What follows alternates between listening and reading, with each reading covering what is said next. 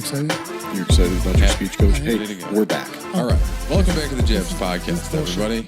I hate when you do this. Why? Because he starts it without us knowing. What's stupid? Yeah, I know. Because maybe sometimes I want to be prepared, and I'm excited for today. Yeah, we should be excited. We're joined today by Stuart Wilson. He is an actor, stuntman, stunt coordinator. And a good dude. Thank you. Not what Pollock said earlier. He saw some of your clips, and he was not happy with Not your true. clips. See, I get thrown under the bus, getting railroaded all the time. I have never said that about you. Yeah, I'm sure people have said worse. It's cool. I'm good with that. So for anybody that's listening, Stuart, if you just want to give a quick rundown of some of your work and some of the heavy hitters that you've been involved in. Well, since you brought up The Rundown, I did a film called The Rundown with The Rock, with Dwayne Johnson. I fight him with the double bullwhips. That was you. It was. God dang it. I knew it. That was me. God dang it. You're phenomenal, by the way. I was very impressed. Thank you. Yeah, we had to learn how to use those whips. That was brutal. We hurt ourselves for weeks till we figured them out. But that, and then, I've been in the business for a long time, grew up in the business, but I was fortunate enough to get the job doubling Bruce Willis 16 years ago. I think next week we head to our 40th film together. I think it's 40th. Well, I was telling these guys earlier, can you please tell them the story and everyone listening, like how it all happened, like how you got introduced? It was crazy. I tell this all the time. So I'm sitting on my couch. It's Friday evening. I'm unemployed. I don't know where the next check is coming from. And my buddy Rex Reddick, who's a super talented stunt guy, Rex calls me up. He goes, "Hey, man." He says, "Come visit the boys. We're shooting Live for Your Die Hard downtown." I said, "I hate downtown. I'm not coming," because downtown Los Angeles is just a dump. And so I go, "I'm not coming." And he goes, "Come on, man, come down, see the boys." And it was nighttime. I said, "Rex, it's night. I hate it worse at night. I'm not coming." And the third time he said, he says, "What are you doing right now?" And I went, "Nothing." He goes, "Yeah, I know." All right. And for some reason that just clicked. So I got in the car, I drove downtown. I saw 20 or 30 stunt guys that I knew that were employed. I'm the only unemployed guy there. And they said, Rex said, "Hey, go talk to Brad Martin, the stunt coordinator." He was 2 blocks away on a different unit. Because on a bigger film, you separate the units, the action unit from the acting unit. And I went down there. I saw Brad. He knew me. I didn't know him. He said, "Take your hat off." I took my hat off. He was perfect. I go, "For what?" And he goes, "Dublin Bruce." And I went, "What?" And that was it. That's when it started. That's how I got the job. How crazy is that, dude? I mean, it's such a weird coincidence of events. Like, what amazing. Things work out weird sometimes that way. Yeah, and that goofy. And then there's a guy named Chad Stahelski that runs a company called 8711. They did all the fight stuff for like 300, and he's directed the John Wick movies. And I think Chad was a fighter as well. And so I had to meet with Chad first before I got the job, and I didn't know why I was going down there. So I brought my stunt gear and I brought my workout gear. And he goes, "You don't know why you're here, do you?" And I go, "I have no clue." And he goes, "If you have 2 left feet, you're not Dublin Bruce." I go, "Well, that's not a problem." So we just literally worked out for like an hour, and he goes, "Oh, okay, cool." And he called Brad up and said, "Yeah, the guy's fine." And that was it. That was the first film I doubled him on. I went from unemployed to 4.5 months of work. And the first film that he requested me for was right after that, which was a film called The Surrogates. And that was the first one he actually requested me on. But the first one I did was Live for Your Die Hard. Oh, that's insane. Yeah. Yippee-ki-yay. Yeah, exactly. So, here, Stuart, I got a quick question for you. So you said you had some stunt gear and you were buddies with a bunch of stunt guys. Did you have a background in any of that kind of stuff, or were you just how did that come about? My family were all actors and actresses, and I didn't think I could do that, 3 pages of dialogue professing my love to some woman I've never seen before. So I'm like, That's how I got my wife. Yeah. So I just, getting hit in the head was one thing, and I fought as a kickboxer. And so I went from getting, hit in the head to landing on my head, and it was a much easier transition than learning how to act. But yeah, I went to stunt school and learned how to do different things and what have you, and then did little jobs here and there. The first film I ever did was a film called Lionheart with Jean-Claude Van Damme. And I fight him in a circle of cars. Dude, you are just getting awesomer by the minute. Like, I've known you for so long now, but you just Yeah. No, so I fought Jean-Claude as a Scottish fighter in a circle of cars in a warehouse. That's the first film I actually really did. And then, from then on, it was just kind of struggling to try to find work. And when I got the rundown, that was my first run on an actual film. And it was funny because I was talking to my buddy on the phone, and I said, I got to go in and do this open call, audition thing. And they had, Stipe knows what this is, but that man dummy thing, that skin colored, punching thing, whatever it is. Well, I'd seen them, and I never hit one of those before, and they didn't put any water or any sand in the bottom of it. And so it was my turn to get up and do my, show that I knew martial arts or whatever.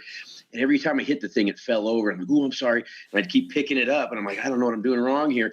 And so I did my deal in front of Peter Berg, the director, and then to me, it was like 5 minutes. And I called my buddy back up, and he goes, what happened? I go, apparently I don't know how to throw a punch or a kick. I don't know. I felt like an idiot in there. And he goes, really? And I go, I don't know what happened. And next thing you know, I got a call. They said, hey, we want, a call back for you. I'm like, man, this film's going to suck if you're calling me back. So, but yeah, then we had to learn how to use bull whips. And I mean, when you're using a bull whip and you're wrapping Dwayne Johnson around the neck, you better be pretty good about it, So that's kind of terrifying. That's got to be terrifying. But, yeah. It was pretty wild. It was pretty wild, to learn how to use those things. But it took us 6 weeks. Did it take you 6 weeks to learn? That's crazy. Yeah, we did 8 hours a day, 5 days a week for 6 weeks, and we wore safety goggles and sweat outfits, and it was just the 3 whip guys and a medic in an empty sound stage, and we would just practice and just wrap ourselves with the whips and hit ourselves, and it was terrible at first, and then once you get the feel for it and you learn how to do it, then you can start adding that stuff to make you look like a badass, rather than just doing the actual whip motion. If you do it, it's like fly fishing almost. So it doesn't look like, you can't beat Stipe up fly fishing, it doesn't look right. Yeah, so saw my last fight. I have one very, very easy question. So you had a medic there with the bull whips, right? How many times did you guys actually need the medic? It doesn't, if, we didn't need her really that much. I think it was more the studio's insurance deal. Yeah. But I do have this is just us being stunt guys. I do have a scar on my calf because what we would do out of boredom, and especially in the final fight thing in the town for the rundown, we would just stand at distance and we'd whip one another in the leg, just to be idiot, just goofing off. And Garrett Warren is one of the whip guys, and Garrett, he got me good. It was not good. Well, fun fact, Stuart actually threw me off a building once. When you were doing the Bruce Willis movie? Yeah. There you go. Yeah, but you don't know the best part about it, Stipe. So Stipe's we're on a 6-story building, and the parapet wall. If you guys don't know what you guys know, but people listening, a parapet wall is just that little surrounding wall around a roof, a flat roof, and it wasn't very high, Stipe. It was like a foot or something like that. The parapet wall. Stipe's picking me up over his shoulder and slamming me down. And every time he picks me up, I can see over the edge. I'm like, oh, I'm not happy about this at all. I'm looking 6 floors down. And we took a break, and your wife goes, it was really funny. Not at the time. It's funny now. But she goes, oh, I'm so proud of him. I'm like, oh, he's doing a really good job. She goes, no, usually he's so clumsy. I'm like, don't tell me that. She didn't get it tomorrow. I'm telling you that right now. Yeah. Well, it's funny. We were doing that scene where I was hanging off the edge, whatever. Yeah. Like, so they had the green screen, not green screen, but everything was green with the padding and everything. And so it was, the precinct, Jamie, that's, that they closed it down, but now it's like the EMS hub, Cleveland EMS hub. Yep. That's the building we use. We're next to my old stepdad shop. If you get people in Cleveland, it's in Cleveland. Sorry. Yep. So on top of the roof, there's like another, like a little section of roof. Not really. It's like a little higher up. And so they throw me off. So I'm getting all pumped up. I'm like, oh, this is gonna be awesome. And then also I started looking around. And I see everyone kind of like having all these pads, like holding. I'm like, what's that for? They're like, well, just in case. I'm like, for what? They're like, if you fall. I'm like, wait, fall. I said this was safe. Yeah. I'm like, I have wires on and stuff. They're like, it's just precaution. I'm like, then I started getting nervous. I got really nervous, and then I still did it, but man, it was cold. It got a little chilly that night. Yeah, it was fun though. I mean, everyone was so professional and stuff, and like it was funny because that was my first real like kind of big movie, like doing that, and like. I didn't know what to expect. So I started later in the day. It was probably like, evening. Yeah. I didn't get home until 4 a.m. I was exhausted. Yeah. I looked at the director. I'm like, dude, I couldn't talk. I was not used to it. I'm like, do you need me? Yeah. He's like, yes. I'm like, okay. But I mean, it is what it is. I just wasn't used to it now. Like, I wasn't mentally ready. Now I'm good. But it was crazy. And these guys are just flying around, like, and it was nuts. It was fun. It was a great experience. So I got Go ahead. No, go ahead, sir. When I called Stipe, I got his number when I knew we were shooting with him because you had a fight coming up, and I didn't want our stupid little movie to affect, your training. But then we did. Have you shown him the "You Knocking Me Out," Stipe? Yeah, it's on my Instagram. Yeah, I'll see if I can find it. Yeah, so we did this little goofy thing. Stipe was nice enough to pretend to knock me out, but it was funny because he squares up. He squares up and he gets that death look. I'm like, dude, no, don't back up. Don't look at me like that. You knew what this was. Not cool. Yeah, scared the hell out of me. So I got a quick follow-up question. So Stipe was just talking about his experience, and so that was like his first time getting like put on the wires and everything else, and so he was nervous. So I got to ask you, was there ever an instance where you had to do a stunt or something like that, and you were like, oh shit, I'm actually like a little terrified on this one? There's been stunts like that. The usual thing that the one that's really, I guess, uncertain, if you will, you do the best planning you can, but then there's always that uncertainty to it, is getting hit by a car, because you are getting hit by a car. I just did 4 of them. Yeah, you don't hear that very often. Good times. I think my wife wants to do me every day. We did the Die Hard battery commercial recently, and I got hit by that limousine, and we did that 4 times, and it's just not fun. Nothing about that. There's just nothing about that you're happy about. It's like, God dang it, here we go. But I think that would be one of the deals, like getting hit by a car, because you just know that there's something unclear about that. Is that the video? Yeah, Stipe pulled up the. Oh Jesus! I'm looking for his wallet.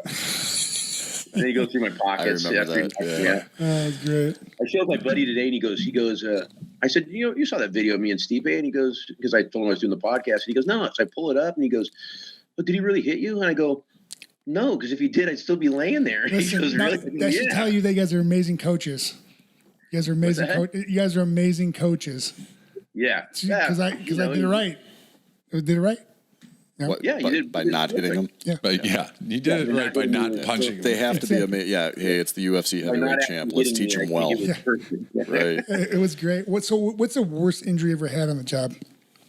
I think when we were doing the last Die Hard in Budapest, we were rehearsing a gag where Bruce is hanging out of the back of a helicopter, and we had the biggest helicopter in the world. It's this Russian helicopter, and from when the top rotor is all the way forward to the back of the helicopter, it's 150 feet. Holy shit! It's a massive. It has like hurricane force winds when it takes off. You can't get anywhere near the thing.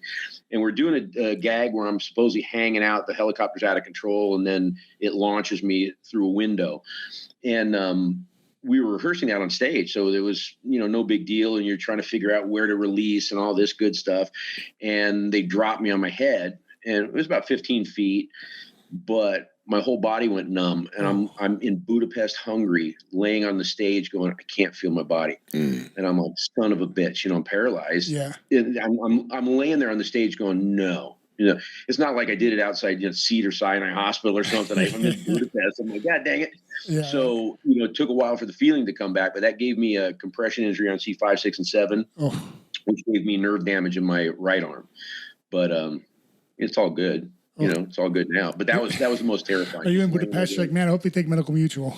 Yeah. That was the one where you're just laying there going, oh, this isn't good. I have no backup plan right now. So you were telling me you're in Alabama now?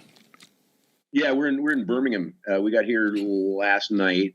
We're here till Thursday morning. We fly from here to Edenton or something like that, Georgia. And then we do another film there, and then we'll be home, I think, around the 30th. I think I'll be back in L.A. Nice. And then we do another commercial when we get back there. I think middle of July we do a commercial. So you went from you went from being this out of work, actor or stuntman, whatever. That sounds terrible way you say that, by the way. No, I'm about to pump him up. But seriously, right there, that I would be like getting shit on. Right? I'm like, hold on, I can't believe you just said that right Jamie, there. I feel like shit. Sorry, Jamie's he's the negative Nancy in this group. Jamie really was gearing up to gas up Stuart here, but Stipe cuts him off before he can get to the good part. So it just totally makes him sound shitty. All right, I'm just gonna shut the fuck up. No, Brad. No, Jamie, go ahead. I'm joking. Dude. So you went from being out of work and and all that, and tied in with Bruce Willis, and then you said that was 16 years ago, correct? Yeah. All right. So are you like now? Is it basically you turn work down? You're so busy with being the stuntman? No, I mean, when he's not working, I mean, I always tell people, if you're dumb enough to pay me, I'm dumb enough to do it. So, if I'm not working with him and something comes up, I will definitely take the work. Jump on it. Yeah. Okay. You mentioned you were in Budapest when you had that one injury or whatever, but I have to imagine with all the films that you've been in, you've seen a whole bunch of places of the world, and got to experience a lot of different things. So just kind of talk about that and like where you've gotten to go and things you've been able to see.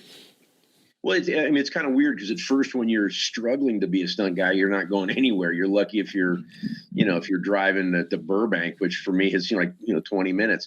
So once I started traveling with Bruce, it was amazing. I mean, we've been, Bulgaria, Hungary, France, England, been all over the place. Let me see, where else have we been? We've been to Rome. We filmed a thing in Rome. That was kind of cool because I get to see, I love the old architecture and stuff like that.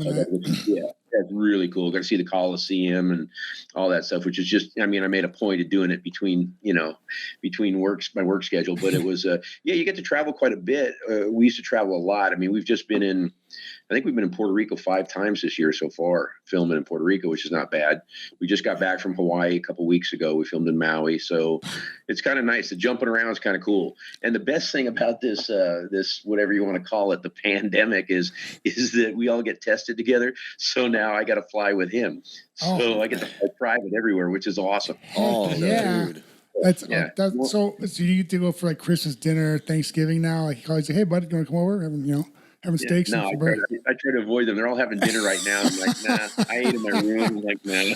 You're like me, my friend. You're like me.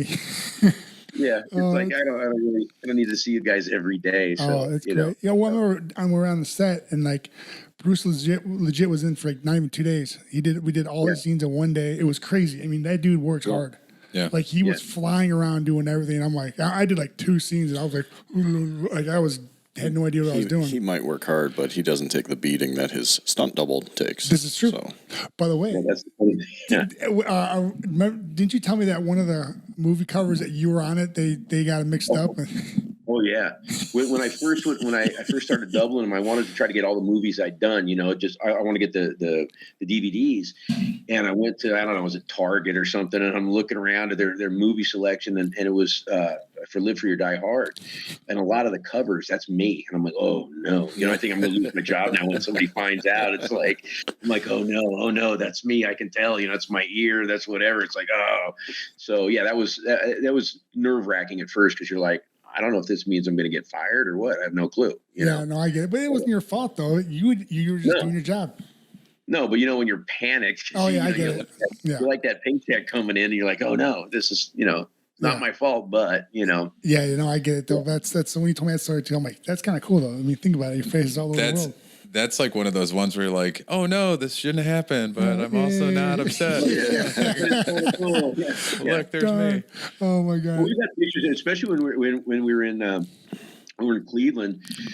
We had somebody take a picture of me. He's going by on a bicycle or whatever. He goes, oh, my wife loves you. And he takes a picture. I'm like, she's going to be so pissed. Who's that guy? I think I had the greatest name ever in a movie. My name was Muscle Bound Thug. 2. Wasn't it number 2? No, just you one. were just one. Okay. Yeah. It's crazy. I definitely was a Euro. I had a jumpsuit on. Yeah, tracksuit on. My hair was combed to the side.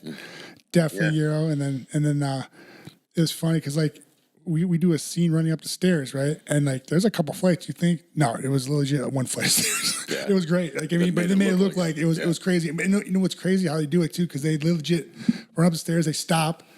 They put like an exit sign there instead. You know what I mean? They changed it so different, and you never even notice. How often, Stuart? How often have you filmed in Cleveland? Just the one time? No, I think we've been in Cleveland twice. We filmed a lot in Cincinnati for a while. That was kind of like the big spot for shooting in Ohio. But Cleveland, I think we were in twice. Yeah, we've done. Yeah, only twice. They had like a tax break for movie studios for several years. Yeah, I think they still do. Yeah, but they did Avengers here, and they've done quite a few big movies here. So I have a couple of friends actually who are police officers in neighboring cities who do stunt work now on the side because of all of this. Yeah, because of how many movies are coming in here, they always need stunt doubles. So there's some local company here, and I don't remember the name of them, but they all. Oh yes, Rick Fike. Rick Fike has its. Yeah. Rick, That's DA. Yeah, that's the Yep. Yeah, Rick Fike. He's outside of Cleveland though, isn't he? He is. Yeah. He's a referee. Yeah. So I we taught a class out at his place there. He asked me if I'd come out. Okay. And I taught a class out at his place for the younger stunt people that were there. So that was kind of cool. That's awesome. Yeah. I know a couple of buddies. Yeah, there you go. I got a couple of buddies who do some work out of there. So. Oh, good. Okay. Yeah. Well, who are your buddies? One's name is Dan Anders. That's the one that I have been friends with him since I was a kid. Unfortunately, he had a pretty horrific accident on the freeway as a police officer. So now he's out of the game entirely now. So too bad. Yeah, it sucks. Yep. Yeah. Remember our friend Skylar? Oh yeah. So two random stories. So the last New Year's before the pandemic hit, we went to a New Year's Eve party or a big party. And so I'm walking outside to smoke a cigar and I'm looking at the flamethrower guy. I'm like, why do I know this guy? And it's Guy. He's like, what's up, dude? And him and his fiance are just twirling like the huge sticks of fire. I'm like, stay away from me because like I'm gonna get burned. And he started laughing, and then also about like a month ago or 2 months ago, he's like, "Hey, I'm right across your house, like street from your house." I'm like, "Dude, I can't. I wanted to go over so bad, but my daughter, she wasn't feeling well today. Like I was like, what are the chances this dude's right across the street from me? Like I'm like, oh, he's such a good dude. Like the whole family, the whole family is. But it was how random it was, But yeah, he's a good dude. But he's a psycho with all that fire stuff. Not me. Craziness, right? So, I got burned in a film, and that was it. It's like I don't like that at all. Yeah, I was cleaning the oven today, and no, I burned my finger and it hurt. I'm out. Oh yeah, the worst. Yeah, it was. That's actually a good story. At the end of the first Red movie, my buddy Lex, he's a stunt guy. He's dressed as a woman holding a nuclear weapon, supposedly, and he's in this cart. And I'm running him across his field, and it's like 100 yards across this grassy field, and I'm getting tired. We're rehearsing. I'm getting tired. And we got 24 explosions going off, and none of them are supposed to be near us at all. And so we're going, I'm yelling to him, "Oh, Lex, I'm getting tired." He goes, "Keep pushing." I'm like, "All right." And one got close to the road, and then one was like next to the road, and that one blew up. And it catches the cart on fire, catches me on fire, and Lex on fire. And Lex says, "All I see is you just running by the cart going, 'I'm on fire, Lex.'" He jumps out. And he puts himself out. I put myself out, and it was just, second degree burns. But we had to do it again, by the way. But every time I go to visit, his girlfriend goes, "So you left him in the cart?" I said, "I was on fire. I had to." She's like, "Yeah, you left him in the cart." I'm like, "Yeah, I did." For the record, second degree burns are the worst burns. No. Third degree go numb. You don't feel them. Second degree, by far the worst. So Stuart, we should fill you in too. Jamie here, who does our tech, and he's on the podcast with us here. He's a firefighter as well as Chief. Stipe. He's a chief. He's a chief. Yeah, he's a chief. So it's just you're so nonchalant about these. You're like, "Oh, it was second degree burns. It was fine. Oh, I fell off this thing. Oh, I fell off a helicopter." Like it's just so nonchalant. I'm like, I stubbed my toe last week, and I'm still complaining about it. Yeah, right. It's so bad. I'm doing a fight in 2 days with this stunt girl that I know from LA, but I hadn't talked to her in like 15 years. And the text message she sends me, she goes, "Hey, I guess I'm tackling you next week." That was it. That was it. I'm like, random. I guess that's kind of an odd text. I'm like, yeah, it's kind of an odd text. Yeah. Tackling you next week. Yeah. Oh, that's awesome. I think I'm doing a fight, the following film with Mike Tyson. Oh, there you go. Oh, yeah. Tell him I said hello and tell him I love him. Okay, I'm going to see if he'll do something like we did. Yeah. Oh, yeah. He goes way harder than I do. See if he wants to be on the Jabs podcast.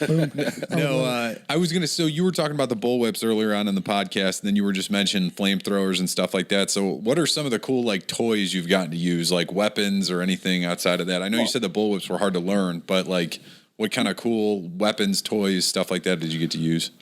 Pretty much every firearm you can think of, we get to use. They're just cool stuff. A 50 caliber Machine gun was awesome. That's deafening. It's pretty damn cool. The bullwhips, like I said, once you learn how to use them, it's loads of fun. It's pretty damn cool. But yeah, that and the vehicles, I've got pictures of vehicles that there's just like one-off vehicles or military vehicles, or, I rode on the front of a M1 Abrams tank crushing cars.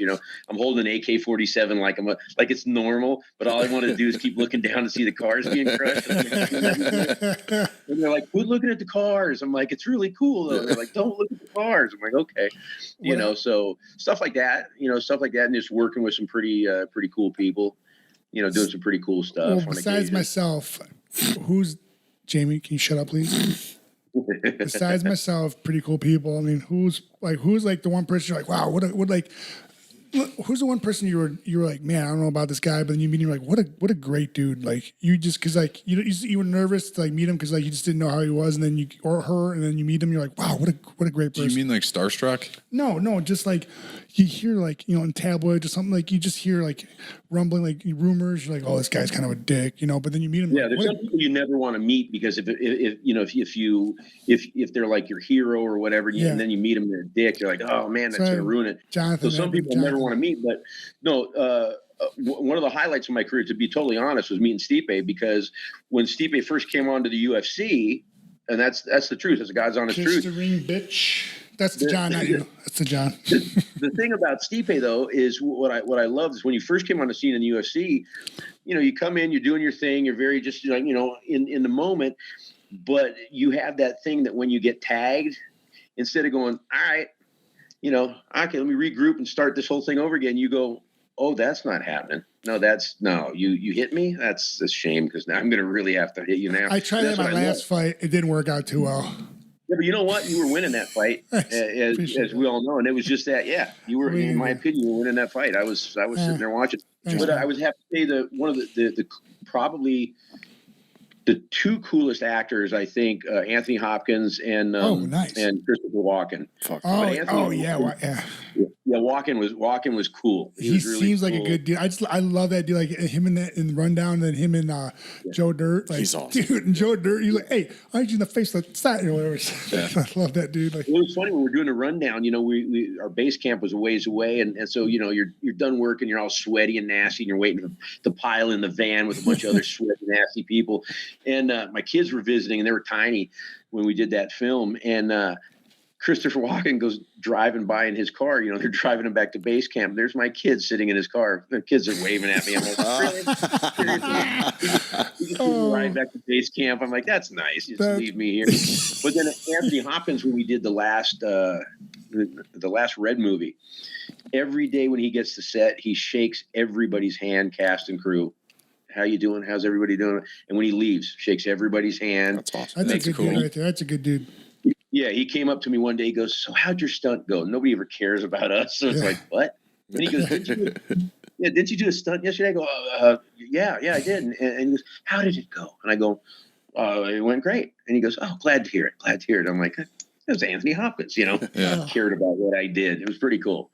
He's just a sweetheart of a guy, though. Sweetheart of a guy. That's like Jonathan. Yeah. Well, Jonathan does never like that. He just tries to shimmy his way into everything without even asking. He's such an asshole. Yeah. He is. So me and Jamie were going to World Series, and also I'm just getting shit on. He was like, oh, hey, I want to go, and so hey, let me try to find a $10,000 ticket for free. Good times. I did find it. You know why? Because I'm a good friend. You are a good friend. Yeah. Yes. See, game was a good time. So the first time I met Stuart, I remember talking to him, and he's like, we're just BSing back and forth, and this is when I knew this was a good dude. He's like, man, you're just such a sweetheart. I'm like, that's a good dude right there. Just you know what I mean, like tough guy like that, use a word like that. Like, that's a good dude right there. Actually, by the way, I stole that. I use it all the time now. Oh, do you really? I call him a sweetheart. He does. It's kind of annoying. Yeah. Well, Jamie's not a sweetheart. Jamie's just black and cold. It's like the thing, if you're confident in yourself, it's like Don Fry's a good buddy of mine. Oh yeah. And Don Fry, he'd say something stupid, which he does on occasion. He knows that. And he'll say something to me. I go, hey, don't make me kick your ass, Don. And he goes, he just laughs. I go, just pretend you're nervous. He goes, okay, I'm nervous. I go, okay, thanks, Don. I appreciate it. He just doesn't care. Oh, that's great. That's great. But, What is like, but off like doing movies and like, you know, stunts and stuff like that, like doing like a red carpet or like a premiere or like a party. What's the craziest thing you ever seen? Like kind of an awkward situation, like, because, you know, this is like an awkward podcast time. So just want like something crazy. Someone did something, you don't tell them anyone's names or anything like that, but just something that happened. You're like, wow, I cannot believe that happened. Like they got too drunk or just made a fool of themselves. Oh, okay, so we're going there. Right? Get the kids in good stuff. No, I can tell you, like, well, not at a party per se, but when we were doing the Red movies, the Mary Louise Parker is the female lead, and during the first Red movie, she was just evil to everybody. So just she was horrible, just absolutely horrible. So oh man, I'm going to tell you. So when they call Bruce to set, they go, BW's on his way to set. He's BW. You know, they don't say Bruce. You know, they say BW. So she heard that, and she wanted them to say MLP, you know, Mary Louise Parker. But me and my buddy Buster changed it to MLFF, which stood for Mary Louise Fuckface. So when and you never give stunt guys a radio, it's just a horrible thing to do. So they gave us a radio, and every time they'd go, and MLP's on our way to set, we'd chime in and go, don't you mean MLFF? The whole crew knew that. Yeah, they hated her. It was hysterical. It was absolutely hysterical. She was evil. She was evil on that. How often? I'm sorry. Go ahead, Stuart. No, I was going to say the in situations like that, that's just it's kind of rare. But you get somebody that's full of themselves, and I don't understand the concept as to why. But you know, she was certainly the low person on the totem pole in that film. I was going to ask, how often does that happen on a set? Do you run into that a lot or not much? No, it doesn't happen that much, and it's a lot of times it's just with the new people that they think they got something to prove when you've done it long enough. You know, I mean, I wore my when I was, I don't know, 7 years old, I wore my karate outfit with my white belt when I was like walking around the neighborhood, you know, and now I wouldn't be caught dead wearing any of my workout stuff outside. It's just, you know, so these people that are new, I think that's part of the deal. They think that's the way to prove themselves. But we had the guy. Did you guys see the first Red movie? Yeah. Yes. Yep. Okay. Stipe, did I tell you the thing about the limousine with the vice president guy in the back of the limousine? No. Oh shit! No, I would have told me. Okay, that guy was just full of himself. He's a butthead. So between every shot, he's taking so nice about stuff. You know, he's taking out his wardrobe off and whatever.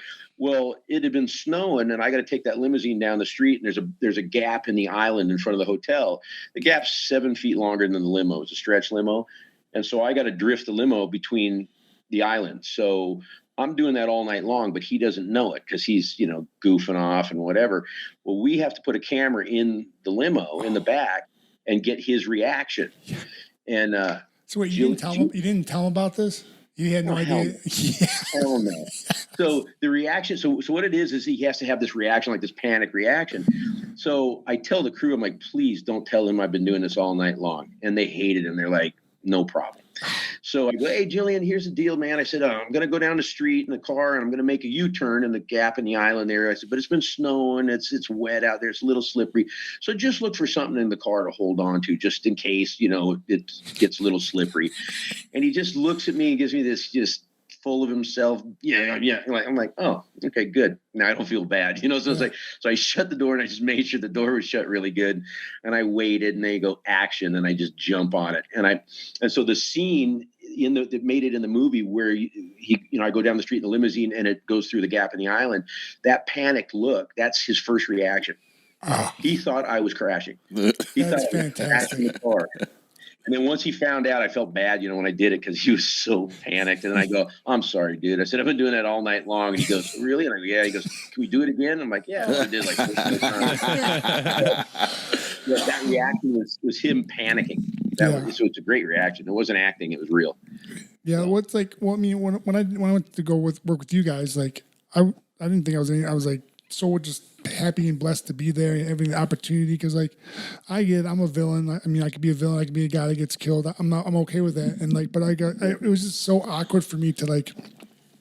Like, do you need anything? I'm like, yeah, I'm gonna go get a cup of coffee. They're like, no, you stay here. They make me stay, and someone else will go get me coffee. And it just felt really awkward. I just didn't. It's like when I go to a fight and I got the limo guy, He's like, "Hey, look at your luggage." Like, no, I'm a grown ass man. I can carry my own luggage. I just feel weird. I just, you know what I mean? I just appreciative of everything. Hey, Jamie, can you give me a beer, Jamie, if you don't mind? Yes, right away, sir. It's an odd thing being catered to. It's kind of weird. It's kind of weird. I'm not a fan. I'm not a fan of being catered to like that. I think it's, I just feel weird, man. Stipe's grown used to it. Trust me. Wow. He's grown very used to it. There you go. That's why he's not in the same room, right? So, Stuart, you were talking about, you've mentioned, Red, the Die Hard stuff, these huge movies, the scope of these things is crazy. And so we were just you just mentioned like how awkward it is feeling like you're getting catered to on movie sets and everything like that. But it's because there's so many moving parts and so many people and things going on. Just talk about just the scope of some of these big movies like that and like everything it entails and the planning that has to go into all that stuff, especially the stunts. Well, yeah, if you're talking a big feature, you're talking a Die Hard or something like that, you're talking a good 6 months of shooting, but probably at least 6 months ahead of that, they're prepping for it. So you got to get all your ducks in a row for everything that's going to happen. If you're going to have stunts, you're going to have, let's say you're going to have a vehicle turnover or something. You have to have enough of those vehicles that look identical to be able to do that. They all have to be set up the same. If you're going to put a cage in the car because you're going to flip it, then they all have to have a cage in them. They all have to look the same. And so you have to have X amount of cars. You have to have, the crews on a big film like that. You're talking just on set, you're probably going to have 200 people. And then you've got people in the office. Then you've got people at the production, the company, wherever it's located in Los Angeles, New York, whatever. You get a lot of people involved in these films. And it's quite the production. But everything's mapped out. We have these production meetings at the beginning of most films where every department sits there and you go through every single scene and they go, okay, this scene where they're coming in the house. Okay, well, we need, since the guy falls into the coffee table, how many coffee tables do we have? Lighting guys go, we got this, prop people say, we got this. Go for that IKEA tables. How many clothes do we need for this? It's insane. It's just, there's multiples of everything. And on a lower budget, there isn't. So if you don't get it, you don't get it. If you don't get that shot, you've missed it. Yeah, you've really missed it. Me and Stuart's scene took about 5 minutes to rehearse. Yeah. Well, how long? So, like for you, for a movie like that, like let's just say a Die Hard, do you guys get like a list of stunts way ahead of time to start kind of practicing, learning, going through the motions? Yeah, I'll get the script on a big film ahead of time. I'll get them on these films too, but I don't read the smaller ones. But on the big ones, I'll read it, and it depends. Like for Bruce, if Bruce has a lot of like a hand-to-hand type stuff, he's left-handed. I'm not. So when I'm doing my bag work at home, I'll do everything southpaw just to kind of get more comfortable being in that position. And so stuff like that, it's beneficial to get the script, but where the script also can be just evil is when stuff like when you got a car hit coming up, you're reading the script, you're like, oh no, oh no, is that in this film? It's like, it's not a good thing. So sometimes you just don't want to know what happens. You just want to show up and go, oh really? This is what I'm doing? Great. Let's do it and be done with it. I don't want to do this again. Yeah. So like I said, it's like, that's like the Die Hard thing, getting hit by that car 4 times. You want me to do it again? I'm like, why? He goes, the director goes, well, I don't see you when it's going down the street, you on the hood of the car. I go, then just drive past, let me drive past camera on the hood of the car. Why would you hit me with this thing again? Oh, that's awesome. Yeah, give me a break, So you were talking about like lower budget films and you have to get the stunts right on the first try. Have there been times where maybe in a bigger budget one where you do have those multiple cars or multiple, ways to go to get things where you do the stunt and you think, oh man, like we hit that one perfect, like that, like we thought that was great, and then the director goes, "Oh yeah, let's run it back another time." Because that's one of the bad things. Like with a car hit, good question. Car hit, basically the way to break it down, up like 15 to 18 miles an hour, you're going to go into the windshield. 18 to 22, 23, you're going to go over the car. So if you're doing a hit at like 15 to 18, and you're going to go in the windshield, you always ask the vehicle people. You go, "How many windshields do you have?" Because they go, "Oh, I got 3." You're like, "Ah, crap." Yeah. Okay, so if you only have 1, you're good. But if they've got multiple, you're like, "Oh, this isn't going to be good at all." So you hope to get it in 1. And usually they cover stuff like that pretty extensively. They have a lot of cameras on it just because it's dangerous. Yeah. And usually you wait till the end. Like when we did the battery commercial, for example, I had to tell them, I said, listen, the worst thing I'm doing is the car hit. And that's the one where you're pretty much guaranteed to be hurt. Let's do it on the last day. So that way I can get all the other action done first. And then worst case scenario, if something happens, and I head off to the hospital, at least we're done. We've got everything we need. Got something to work with. Yeah, exactly. Or like when I blew my shoulder out in New York, third shot of the day, I tore all the ligaments in my right shoulder going out a window onto the sidewalk. And they wanted to send me to the hospital. And I said, well, because it was a commercial, I said, if I go to the hospital, I said, we lose the day. You guys will lose millions. And that's why you're a legend, my friend. This is why you're a legend. No, it's just I'm stupid. But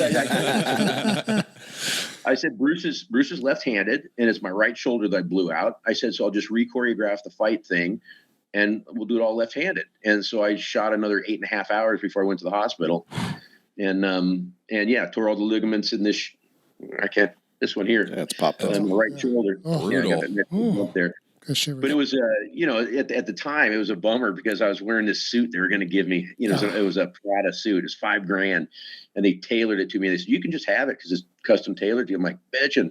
So, but I'm going out a window. And they're like, yeah, well, we only got the one suit for you. Good luck with that. I shredded the suit, and then I took a big chunk out of my head. So then I bled on everything that wasn't already ripped. I'm like, God dang. And so, I have this shredded Prada suit sitting in my closet. It's like, damn it. So unfortunately, this is the old man father in me. When shit like that happens, is that covered health insurance wise? Yeah. Okay. Yeah. All right. Right. Yeah. My health insurance is great. Vision and dental is not so hot, but you get hit by a bus, it's pretty good. All right. There you go. And in your line of work, that's what you got to worry about. You knock a tooth out getting ran over by a bus. You're screwed. Exactly. Yeah. You are screwed. Yeah, and you scratch your eyeball or something, you're screwed. Oh my God. For that. So are there any movies you've done where you're just like, dude, this sucks, or just it was a bust and you thought it could have been good? And do you have any? You don't have to say, if you don't want to talk about it, I get it. But there's any? No, I know there has been. I'd have to really think. You should have told me ahead of time. I would have thought about something. Yeah, you're good. We just kind of go on the fly. That's what we do here. Stuart, Stuart, just to follow up and piggyback on Stipe's question. Pretty much you do every podcast. Oh, 100%. So your experience probably has to be even if a movie doesn't do as well box office wise, right? It's got to be the experience you have with the people you get to work with, right? That's where the enjoyable part comes, right? Yeah, and there's always good stories, and if I've done a crummy film, we did. Well, I can't say it was a crummy film because the film was about 40 hours long. It was called Southland Tales. You can't watch the whole thing. It's unwatchable. It's just too long. So I literally went out and did my yard work, came in, it was still playing. I'm like, God dang. But I did a scene with a brand new stunt guy, and he kept screwing up. And I went, it was not really his fault because he was so green, but I went to the coordinator and I said, hey, how'd I do? And he goes, well, he kept, I said, yeah, and I know he kept screwing up. How did I do? And he goes, oh, you did great. I go, all I care about, all I cared about was what the coordinator thought about my performance. The other guy screwed the pooch every time we did it. It's like, not my fault. As long as my part was good, I could care less. Terrible. In a situation like that, are you able to kind of pull that person aside, try to help them out? Or is that kind of you're not the coordinator, so you don't want to overstep? No, we all kind of band together. The funny thing about the stunt department is we screw around more than anybody else on the planet until it's time to do something. And then you all want to make sure that person is safe. So if you have a situation like that where somebody's kind of blowing it, you try to educate them as nicely as you can.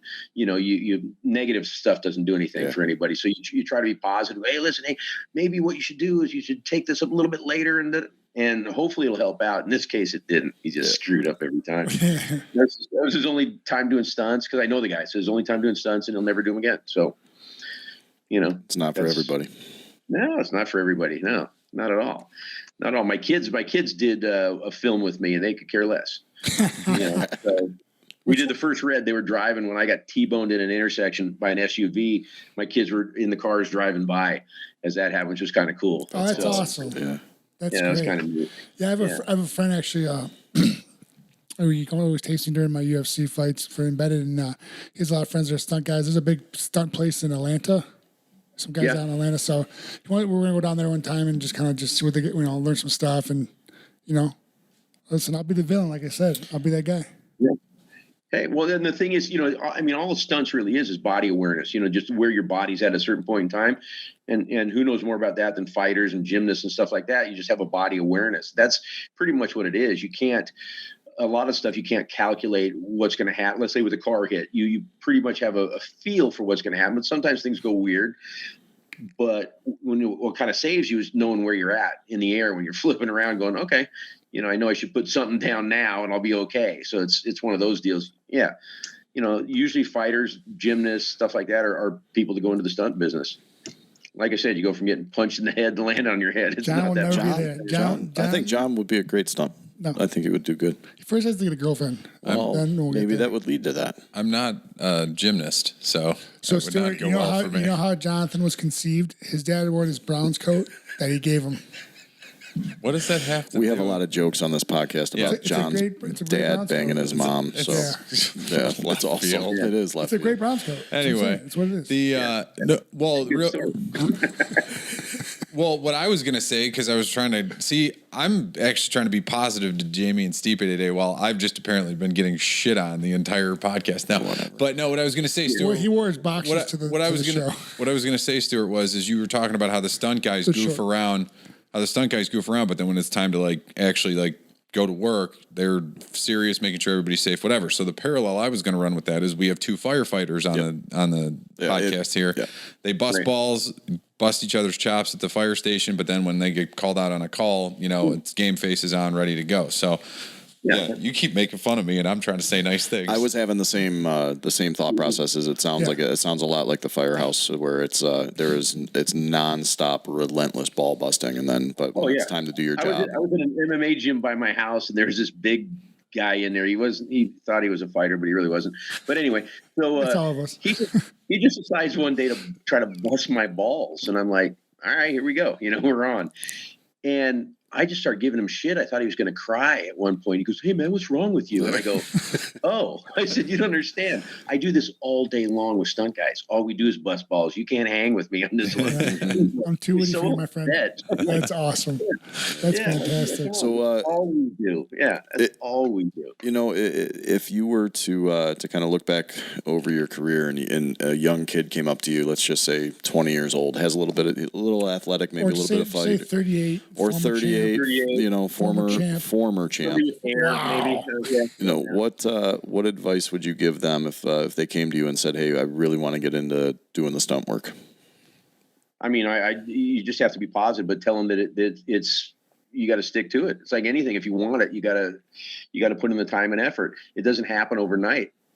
Some people it does, if you know somebody, you got an uncle that's a producer or something, but usually it's a pain in the butt. It's like acting. Most actors and actresses have just pounded the pavement for years until something clicked for them, and that's pretty much what it is. You just stick to it, because all my buddies, when I started, I'm going to be a stunt guy. They're like, "You're an idiot. That's not going to happen." Most of those guys I don't even talk to anymore. Yeah. It's just because they just weren't supportive of it, and they don't have to. They don't have to be supportive. That's okay, but you can't have too many negative people around you, especially if you want to do something like that. I mean, look, Stipe's a firefighter and a professional fighter. That's two outrageous things, that one person is doing. It's pretty insane, but that's difficult. It's extremely difficult. Yeah, it's not common. No, yeah, well, we're in the same boat. Like I always say this with my friends, except for Jonathan. Jonathan only uses me because of what I've done. But Jamie, on the other hand, they don't really care that I fight. They just like me for who I am, and they don't really. Shut up, Jamie. I swear. I was just trying to give you a compliment. Listen. First off, make sure your hat fits right, because it's really wide. Isn't that really wide? I'm being nice today, so I'm not saying anything. No, but honestly, these guys are awesome. They can. And Jamie just threw his hat on the ground. He was trying to be cool with us, but he can't. But yeah, no, you're right. Because I just, all my friends are people that don't really care that I fight. They appreciate it, they support me, but at the end of the day, whatever happens, they're gonna be my friend no matter what. Right. So that's the thing. I mean, my group of friends is very small. Yes. Did he put his hat back on? No, I can't see now because the glare my coming off bald his head. forehead. I have to tell you, I have been told that I look like Bruce Willis in the past. I'm 5'9", bald. So if you need a stunt double for next time you, he's going to get hit by a car, I'll call you up. I'm out. He's fragile. I took the office job, so I don't have to do shit like that anymore. If you get hit by a car, you just see dust go everywhere from all his bones breaking. I'm so old. Yeah, whatever. I'm telling you, getting up is a lot slower for me now, but with all the bumps and bruises, but when you're young, you just jump up when you've done something stupid. Now it's like, I'm just going to lay here for a little bit and look around. I'm okay. Just give me a minute, please. Yeah, I'm just going to check out the scenery from down here for a while. And we got Tylenol. That'd be great right now. So you're in Birmingham now, and then where did you say you were off to? You can't remember the name of it? Eatonton, something like that. It's in Georgia? Eatonton, Eatonton, or something like that. Georgia, yeah. Okay. That's on Thursday. How long is that, the movie you're doing now? How long That'll be a short one. So whatever day that puts on the 24th, so we're only going to be there 5 or 6 days. Okay. Yeah, and then back to LA, then we got a commercial, and then we got a break. Then I can finish my yard work, I was just going to say, what do you do with your breaks? What do you do on your downtime? It's been a lot of yard work for some reason. I don't know why, but I have old cars, so I've been working on one of my old cars. I've got a '67 Lincoln Continental convertible. Oh, that it's considered one of the nicest '67s in the country right now. So it's a beautiful car. But then I have a '70 Chevelle SS, a 454 big block car.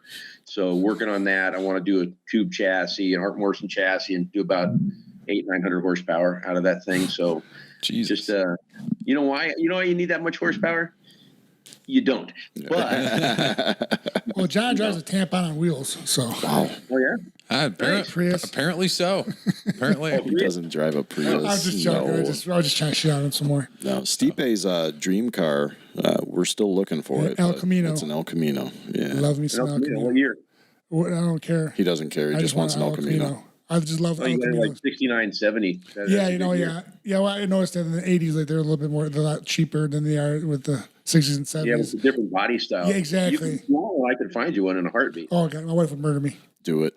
I mean, I'm not gonna say no. We like to do things where Stipe makes wise choices, at least from our perspective, and then his wife wants to murder him shortly after. They like to spend my money. Yeah. Yep. On stuff that we don't need. Just after the new baby, then you just say you're having some kind of postpartum and you didn't know what you're doing. You bought a El Camino. There you go. That's a great. It's also, by the way, it's an investment because you will buy it, you'll make it better, and you can make money on it. I won't even drive it. I'm doing it in my garage. That's it. Yeah, it's an investment. 100%. So you want a show version, or you want like a daily driver, or a daily driver? I would want a daily driver just because I love that thing, dude. We're making this happen. Yeah. I can find it. It's not a problem. All my buddies are car guys. I'm the one that Bruce bought his Eleanor Mustang. He called me. I was working in the Bahamas. He called me, and I know the guys that make it, that have the rights to the Eleanor thing, a place called Fusion. I called them up. The next day, I got a build sheet for him, and then he had the car built. So I know. Yeah, I wish I could do that. But hey, build me El Camino. Stuart, I would also take this with a grain of salt because a couple weeks ago on one of the other podcasts, Stipe was interested in buying a donkey. So, I mean, we got he's all over the place. I don't know what. And a baby goat. And a baby goat. Yeah. So who knows? Maybe we can get the El Camino instead of a motor. You have a little treadmill for the donkey, and then he just pulls the Camino through the. Listen. I'll buy a Camino. I'll put some hay in the back of the El Camino, and I can drive the donkey around. Farm on wheels. Boom. Farm on wheels. You guys are welcome. So. I have a picture in my phone of when I was in China filming something of a horse in the back of a pickup truck, and the horse is looking at me like, this is so wrong, and I'm like, yeah, it's so wrong. The horse knew it, so you don't need to put the donkey in the back of the The horse knew there was an issue. So, well, on that note, Stipe is going to start his traveling circus of farm animals. But Stuart, I want to say, get a llama now. I want a llama. Now there's a llama in the mix. Stuart, I want to say on behalf of Stipe, myself, and Jamie, thank you for coming on the podcast, great, man, taking the time to talk to us. Rock, dude. Anytime. I told Stipe, after working with him and talking with him, I consider him a friend. And he talks about you, dude. He talks about you all the time. Actually, I do talk about you all the time. Does. You know what's funny is like we're having our 5-year anniversary dinner and we're talking about the podcast with my wife. And my wife's like, hey, you should get Stuart. I'm like, it's a great idea. And I was like, so it just let you know, we were talking about you on our 5-year anniversary. Well, the funny thing was that the text message I got from you the other day, I was, because I'm so important, I was trying to buy underwear at the mall when you texted me. So that's how my life is going. And so Steve, he texts me and it's like, hey, how's it going, brother? That's good. Hey, what have you been up to? I'm like, okay, where are we going? Yeah. Thank you. 100%. I would get to the point. Listen, I was saucing him up, trying to. Yeah. We keep telling him, like, listen, you're the one who has to contact people. Like, I don't know anybody. I don't know anyone either. I know Stuart. That's all I got. But he's like, I just feel bad. I don't want to ask anybody. And listen, I'm on it now. Look what I did. You did. That's true. Yes. Great. So as John was saying, so Stuart, do you Instagram, social media? Where can people find you if they're trying to find out about you? Well, okay, I think if I go to my Instagram, love it. I was in the Bahamas and this girl goes, I'll just follow you on Instagram. I said, I'm not on Instagram. She goes, give me your phone. I gave her my phone. She goes, yeah, you are on Instagram. I went, oh, okay. I had no idea. So what do I look for here? What's your handle? I got it right here.